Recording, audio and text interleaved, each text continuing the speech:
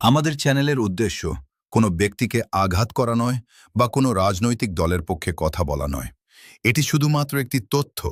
আপনাদের কাছে সঠিক তথ্য তুলে ধরা হলো আমাদের প্রধান উদ্দেশ্য। সময় অনেকটা পার হয়ে গেছে। ভেঙে পড়া পরিবার আজ অনেকটাই সামলে নিয়েছে নিজেকে। বাঁচার মধ্যেও খুঁজে বেড়ায় তাকে। এখন সে কোথায় আছে, কেমন আছে।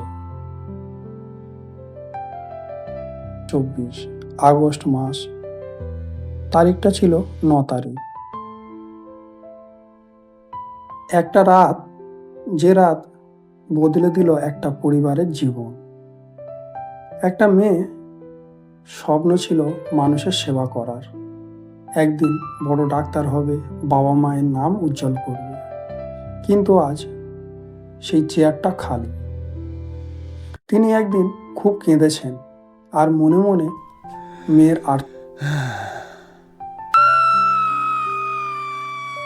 কেন আমার এই সর্বনাশ হল। যে জায়গায় মানুষকে বাঁচানো হয় সেখানে একজনের জীবন অকারণে চলে গেল। সেদিন লড়াইটা শুধু একজনের ছিল না, জাতি, ধর্ম, বর্ণ, ধনী, দরিদ্র সকল মানুষের ছিল। তখন কোনো মানুষ চুপ থাকে।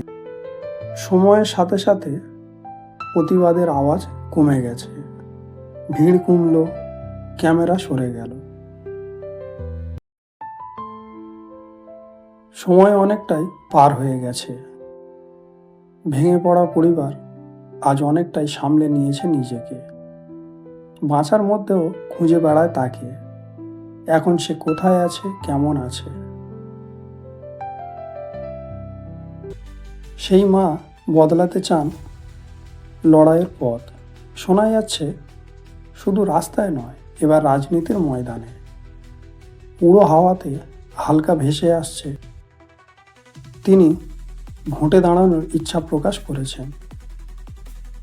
তাহলে প্রশ্ন উঠছে, এটা কি ন্যায় লড়াইকে আরো শক্তিশালী করবে, নাকি রাজনীতির ভিড়ে হারিয়ে যাবে সেই কষ্ট?